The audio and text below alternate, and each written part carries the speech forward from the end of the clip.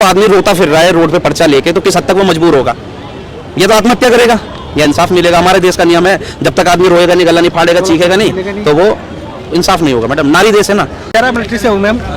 Madam को मैंने पढ़ाया, उसमें पैसा भी दिया था मैंने, लेकिन मेरी मैडम ने भी मेरे को छोड़ दिया था। पहले तो इसे उसके पद से हटाओ, पहले तो उस लड़की को उसके पद से हटाओ, फिर उसे रियलाइज कराओ कि उसने क्या गलत किया है कि बेटी पढ़ाओ लेकिन बीवी नहीं। उस पर आप क्या बोलना चाहेंगे? वो पढ़ाई का अहंकार आ जाता है ना, उसमें बदलाव आ जाता है। वो पढ़ाई का अहंकार आ जाता है ना, उसमें बदलाव आ जाता है। तो पारिवारिक गृहस्थी है, छोटे को जब कोई अच्छा पद मिल जाता है तो उसको इग्नोर कर देता है ना।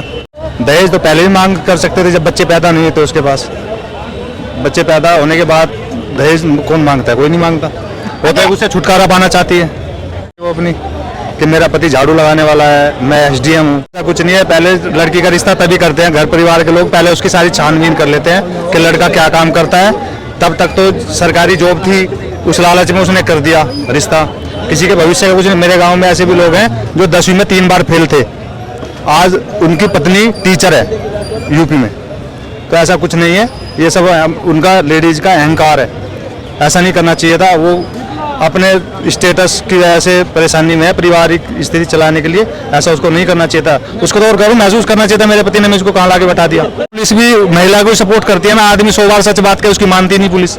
महिला झूठ भी कपड़े फाड़ के खड़ी हो जाएगी, कह रही है तो वो कर रहा है। उससे दहेज मांगेगा, दो बच्चे होने के बाद उससे दहेज मांगेगा कोई? वो दहेज क्यों मांगेगा? वो तो खुद उसकी SDM है वो बरेली में। उसकी सैलरी इतनी है तो उसकी सैलरी से ही वो तर जाएगा, दहेज में क्या देगा वो? मैंने पहले ही कहा ना, लड़कियों पे भरोसा किया ही नहीं जा सकता, लेकिन अगर भेजे थे तो उनको उस हिसाब से रखना था कि हाँ क्या है क्या नहीं है। बिल्कुल देना चाहिए, बिल्कुल दे भाई। पूरा भारत कह रहा है कि लड़कियों को सपोर्ट बिल्कुल दो। वाइफ पत्नियों को थोड़ी सपोर्ट ऐसे देंगे कि वो छोड़ के पतियों को भाग गया। उस हिसाब से कंट्रोल भी तो करना चाहिए भैया। बहुतों ने किया है, बहुतों ने नहीं किया, इसीलिए मैंने पहले ही कहा था अपवाद भी है कुछ। मिलिट्री से हूँ मैम। तो मेरी मैडम भी अनुदेशक थी, तो मैंने भी पढ़ाया था। मेरी 2013 में जॉब लगी थी, तो उस समय मेरी मैडम को मैंने पढ़ाया, उसमें पैसा भी दिया था मैंने, लेकिन मेरी मैडम ने भी मेरे को छोड़ दिया था। तो मैंने भी दूसरी शादी कर ली, लेकिन उसने नहीं करी। अभी मेरा कोर्ट केस चल रहा था उसके। हाँ किया था, लेकिन मेरे बटालियन में गई थी। बटालियन में जाने के बाद भी वो बोली 25,000 मेरे को चाहिए। अब दूसरी शादी कर ली तो 25,000 मैं उसको देता। तो मैं बोला मैं नौकरी नहीं करूँगा, मैं नौकरी छोड़ के आ गया था। मैडम को बीवी को नहीं कभी नहीं पढ़ाना चाहिए, जितना है उतना ही। वो जॉब कर रही है, जॉब मैं भी कर रहा हूँ। अभी मैं कश्मीर से ही आ रहा हूँ मैं। अभी मेरी कोर्ट केस है, उसके लिए मैं जा रहा हूँ घर कल। नहीं, उसने 18 लाख रुपए की मांग करी थी। मैंने तो प्लाट नाम कराया, उसके 200 गज का प्लाट लेके दिया था मैंने। उसका दूसरे से अफेयर चल रहा था, तो छोड़ेगी नहीं, क्या करेगी? मैं तो वहाँ बैठा हूँ 6 महीना में, साल भर में छुट्टी मिलती है। नहीं, एक मिनट सुनिए, मेरी 6 महीना साल भर में छुट्टी मिलती है। उसका गर्लफ्रेंड डेली मिल रहा है, उसका डेली मिल रहा है, तो मैं तो डेली मिलूंगा नहीं। मैं तो 6 महीना में साल भर में मिलूंगा, मैं तो डेली मिलूंगा, मिल नहीं सकता।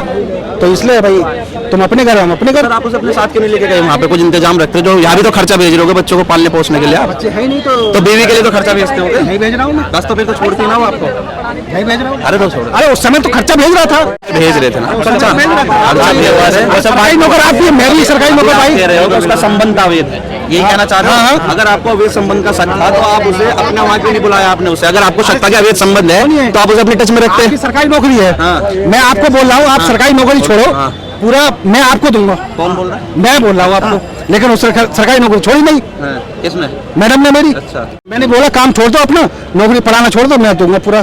चल रहा था मैं, इसलिए बोला था मैं। बात तो बताओ, लगभग 70% 60% कोर्टों में मुकदमे चली रहे लगभग आदमियों पे दहेज के। नॉर्मल बात है, कुछ अच्छी औरतें भी पिसती है, कुछ बुरी भी औरतें। अब इतनी औरतें मारी भी जा रही है, मर्डर भी हो रहे, सारे काम वो सारी गलत थोड़ी थी औरतें जो आप बोल। अरे सुन लो पहले मेरी बात। आप बोल लो किसी को नहीं पढ़ाना चाहिए, किसी को नहीं बनाना चाहिए। अब इसमें पूरे हमारे उत्तर प्रदेश में, ये तो दिल्ली है, ये पूरे उत्तर प्रदेश में उसने सबकी आंखें खोल दी भाई।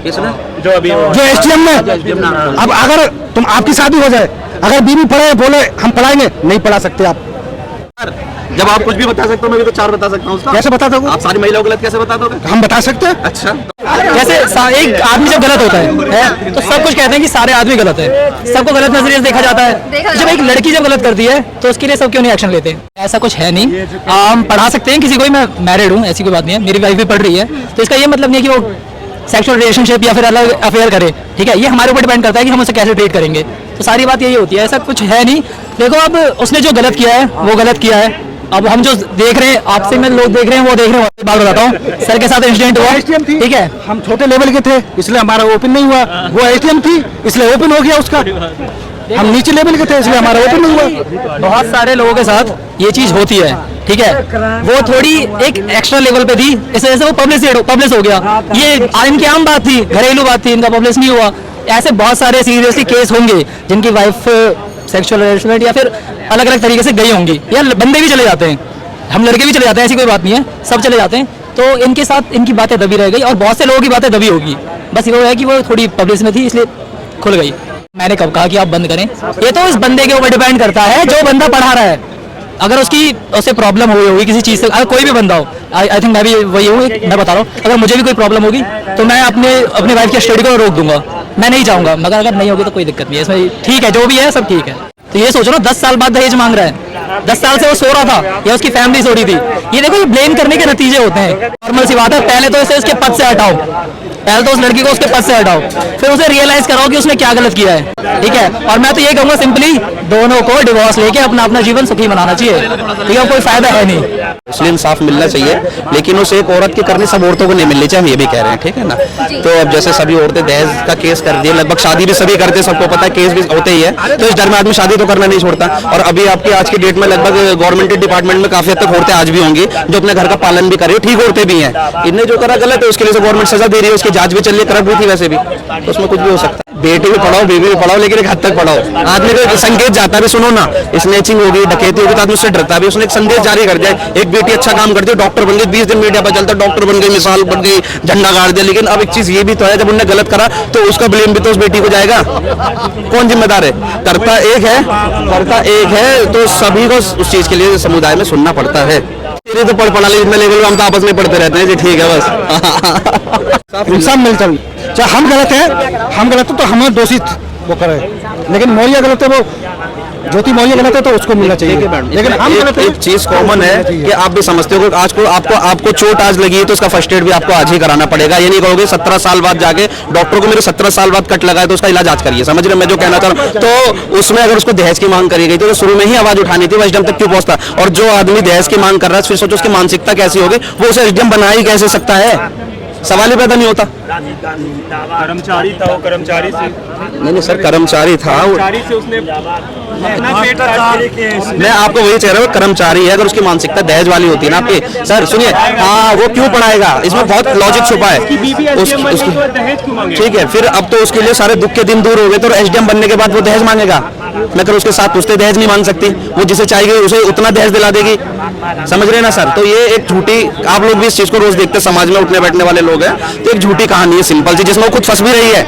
अगर सच होता तो उसमें उसको कोई दिक्कत नहीं होता, वो खुद फंस भी रही है उस चीज में। आपको कितना लगता है कि थर्ड पार्टी है, कितना इसमें दोष है मनीष दुबे का? देखो इसमें मैडम हम कुछ नहीं कह सकते, वो तो उन्हें पता होगा, लेकिन एक चीज सुनो, अभी आप किसी चीज को अपना फायदा उठाने दोगे तो वो तो उठाएगा, सीधा मनीष दुबे से ज्यादा उस औरत का कसूर है ना उसमें, लेकिन एक हद के बाद कुछ उसे ऐसा दिखा होगा जब तो उसने आरोप लगाया। वो जो आदमी रोता फिर रहा है रोड पे पर्चा लेके, तो किस हद तक वो मजबूर होगा? ये तो आत्महत्या करेगा, या इंसाफ मिलेगा? हमारे देश का नियम है, जब तक आदमी रोएगा नहीं, गला नहीं फाड़ेगा, चीखेगा नहीं, तो वो इंसाफ नहीं होगा। मैडम नारी देश है ना, जब नारी को उस चीज की पावर मिल गई, शक्ति मिल गई, अथॉरिटी मिल गई, तो उसका गलत दुरुपयोग करने के लिए थोड़ी मिली।